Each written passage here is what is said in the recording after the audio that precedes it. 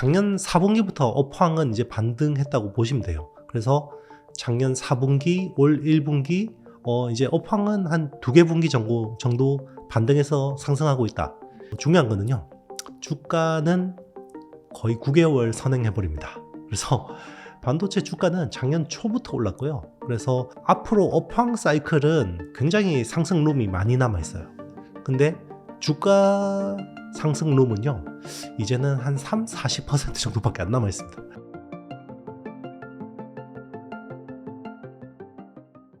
IT의 신 이영수라는 유튜브 채널을 운영하고 있고요. 최근에 실버 버튼 받았습니다. 네, 18년째 지금 테크 산업을 분석하고 있고요. 10년은 신문기자로서 분석하다가, 네, 그 뒤로는 이제 여의도 투자업계에 와서 주로 분석하고 있고요. 작년에 바로 써먹는 최강의 반도체 투자, 네, 책을 또 내서 새내기 작가로 또 열심히 강의, 강연, 네, 외부 출연 활동 열심히 하고 있습니다. 요게 반도체가요, 업황 사이클하고요, 그리고 주가 사이클이 좀 다릅니다. 그래서 제가 업황 이야기를 하는 거를 주가 이야기로 듣고 투자하시는 분도 계시고요. 네, 제가 주식 이야기를 했는데 업황으로 잘못 오해하시는 분들도 있어요. 왜 그런지 좀 설명을 드리면, 대한민국은 메모리 반도체의 나라입니다. 그래서 주로 반도체 기업들이 메모리 관련된 기업들이 많고요. 전 세계에 어떻게 보면 그 선행 지표가요, 경제의 선행 지표가 대한민국 경제예요. 그런데 대한민국 경제의 더 선행 지표는 반도체입니다. 그래서 지금 경제 상황을 보고 반도체 투자를 하면 안 되죠.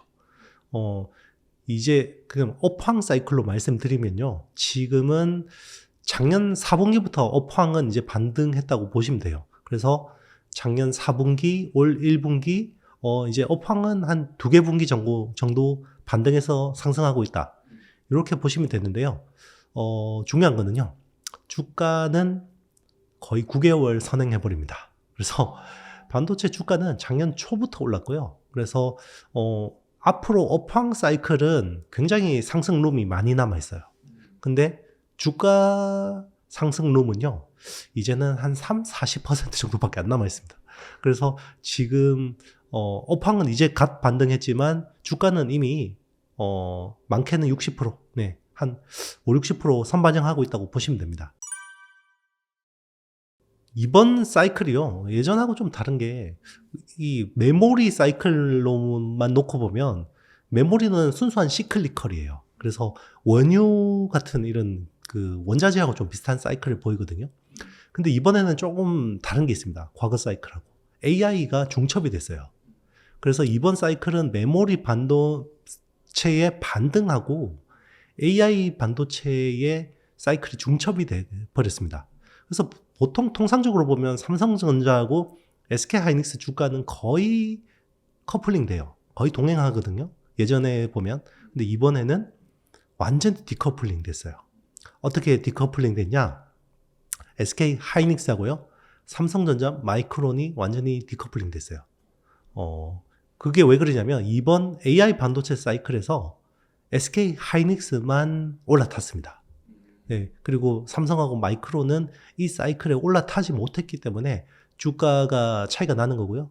보통 삼성전자하고 SK하이닉스 주가가 보통 PBR 밴드 중심으로 움직이는데, 거의 최저점은 PBR 밴드가 한 1.1 정도 돼요. 1.1배 정도에서 아주 완전히 버블이다 이럴 때는 2.2배까지 올라가는데요. 근데 지금 PBR 밸류로 보면 SK하이닉스는 거의 1.8, 1.9까지 왔습니다. PBR 밴드가. PBR이 그 밸류가 그 정도 왔고요. 삼성전자는 지금 PBR이 1.3에서 1.4배 왔다 갔다 정도 하고 있거든요. 그러니까 이거는 결국 AI가 두 회사의 희비를 엇갈리겠다. 그러니까 그 AI라는 거는 결국 HBM이라고 하는 High Bandwidth Memory. 네, 이게 두 회사의 운명을 갈랐다, 이렇게 보시면 될 것 같습니다. 그게요, 조금 다를 수 있는 게, 우리는 AI 혁명을 처음 겪었잖아요. 그죠? 근데 AI 혁명의 끝이 어딘지 몰라요. 왜냐면 작년에 우리가 이야기했던 AI 시장 규모, 성장성, 자, 그거 다 폐기해야 됩니다. 하나도 안 맞아요. 예. 그 예상보다 훨씬 더 많이 성장했거든요. 자, 물론 그것 때문에 엔비디아하고 SK 하이닉스하고 뭐 여기 핵심 장비를 납품하는 한미 반도체가 거의 뭐 많게는 10배까지 올랐죠. 네, 뭐 적게는 5배 올랐는데 뭐 SK 하이닉스는 뭐 한 2배 이상 올랐다고 보실 수 있는데 그런데 이게 우리가 예상한 것보다 더 서프라이즈 나와요. 만약에 올해. 그리고 시장 성장 전망이 더 상향 조정됩니다. 그러면 더 가는 거죠, 주가는. 네. 그런데 삼성전자 주가, 특히나 마이크론 주가는 어디에 달려 있냐? 예전 반도체 있잖아요. 범용. 네, 그 범용 반도체에 달려 있습니다. 그걸 이제 시클리컬 반도체라고 하죠. 근데 지금 보면 시클리컬 쪽, 시클리컬이라고 하면 우리 대부분 내구 소비재에 들어가는 반도체죠. 네, PC나 스마트폰에 들어가는 반도체들인데 이쪽은 글로벌 경기 영향 때문에 우리가 생각한 것보다 안 좋아요. 근데 AI는 우리가 생각한 것보다 계속 좋습니다. 그렇기 때문에 이게 그러면 과거의 사례로 보면 SK 하이닉스는 거의 상단이고 삼성전자는 하단이니까 편하게 삼성전자 사면 되겠네. 그렇게 또 결론 내릴 수 있는 건 아니라는 거죠. 네. 이거는 철저한 투자 성향이에요.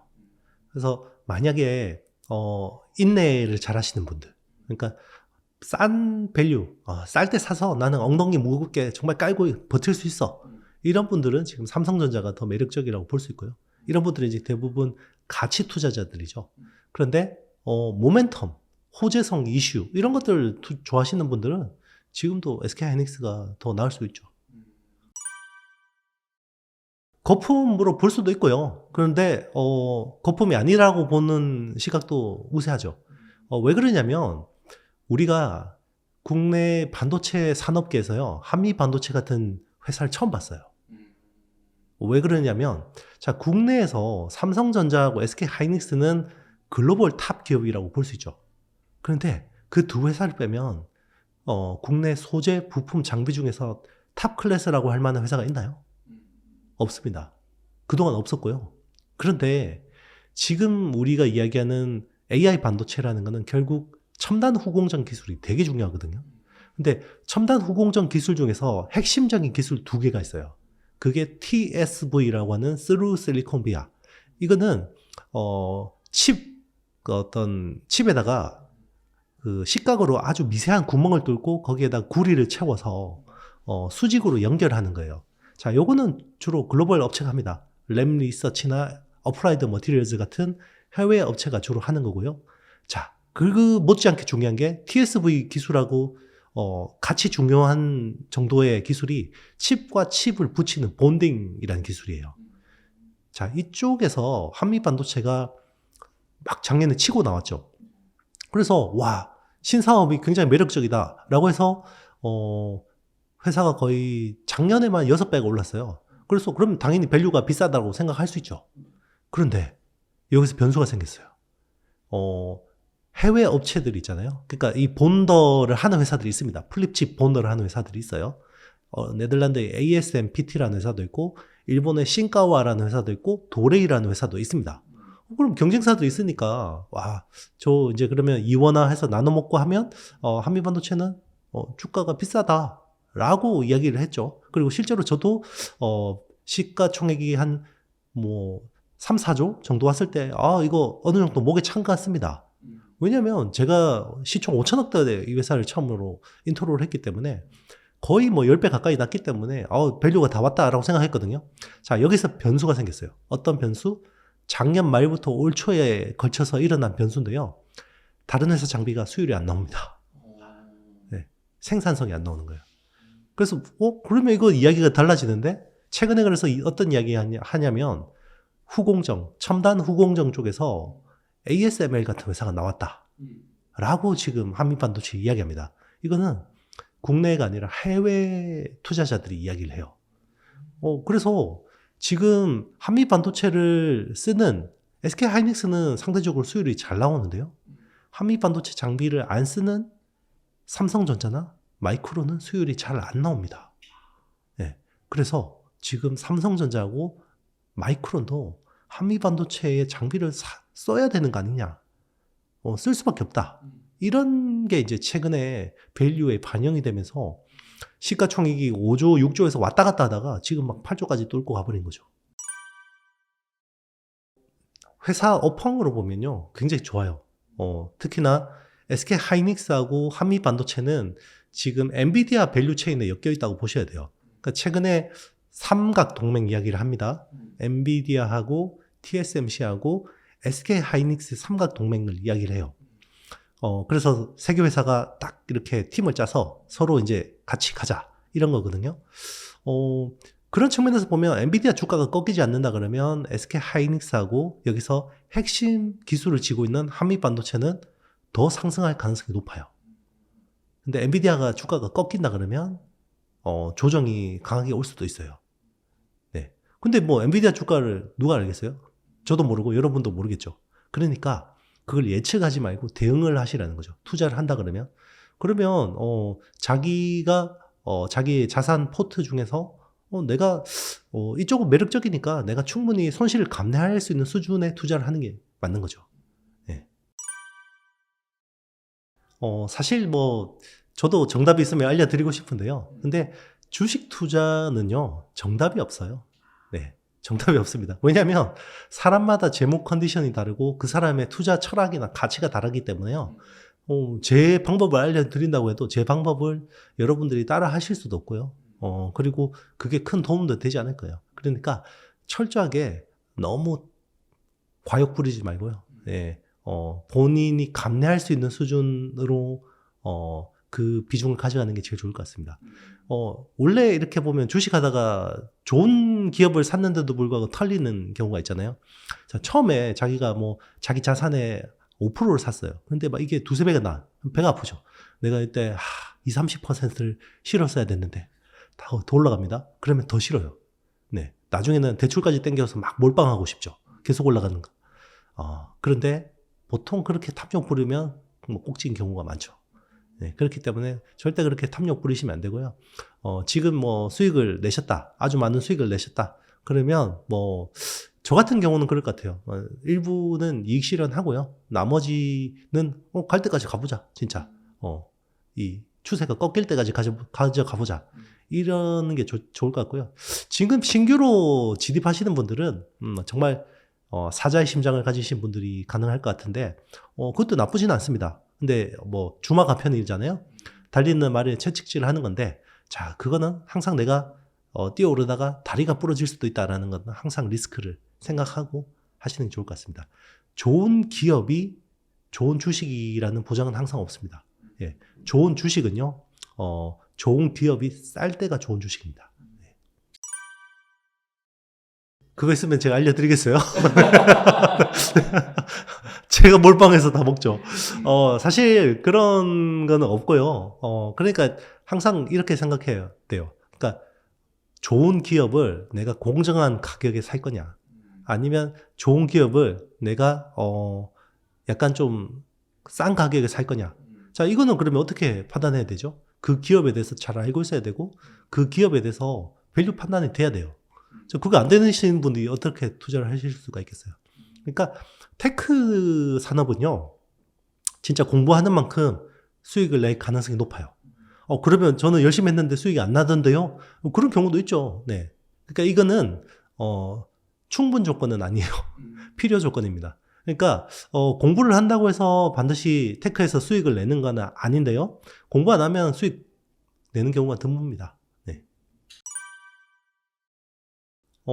만약에 엔비디아가 큰 폭의 조정이 있으면 이미 주가는 많이 내려 있겠죠. 네, 그러니까 항상 이야기죠. 시장을 예측하지 마세요. 여러분들은 신이 아닙니다. 신이 아니고 항상 시장은요 대응하는 거예요. 그러니까 내가 큰 폭의 조정이 왔을 때 내가 어떻게 대응해야 될지에 대해서는 어느 정도 자기가 시뮬레이션을, 그러니까 시나리오 플래닝을 하고 있어야 돼요. 네. 그거 안 하고 있는 거는 사실 정말 그 직무유기죠. 네, 본인 자산에 대한 직무유기입니다. 저는 삼성전자는 정고점은 넘을 것 같아요. 그래서 10만 전자는 충분히 갈 수 있다. 그런데 이제 여기에 변수는 그거예요. 일단 삼성이 HBM을 양산을 해야 돼요. 양산을 해야 되고요. 그리고 여기서 플러스 알파는 삼성이 파운드리 쪽에서 TSMC의 일부 물량을 대체하는 겁니다. 예를 들면 3나노 게이트 올 어라운드 같은 선단 공정.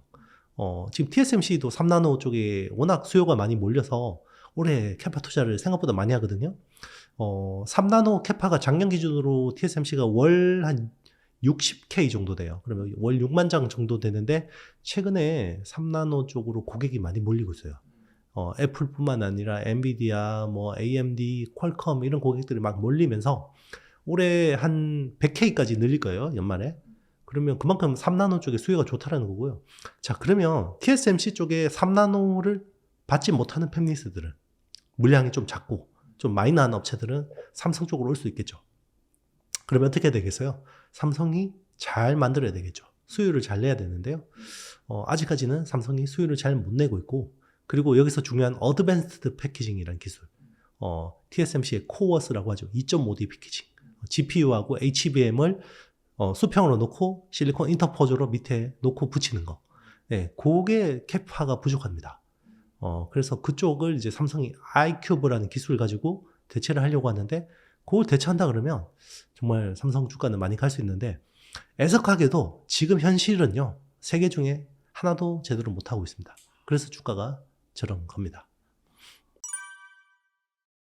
맞습니다. 예, 그래서 제가 이제 업황 삼성전자 현황 이야기하면 저 회사 이제 망하니까 팔아야 된다 이렇게 이야기하시는 분이 있는데요. 주식쟁이는 반대로 생각하셔야죠. 예, 와 이제 더 이상 악재가 없구나. 저기서 하나만 개선되면 올라가겠구나. 자, 그걸 보여준 게 작년에 인텔이죠. 네, 작년에 누가 인텔한테 뭔가 기대를 했나요? 아무도 기대 안 했습니다. 그런데 기대 안 했는데 갑자기 뭔가 좀 하는 거예요. 그러면 주가가 엄청 올랐어요. 네, 작년에 인텔 주가가 그래서 많이 올랐어요. 네.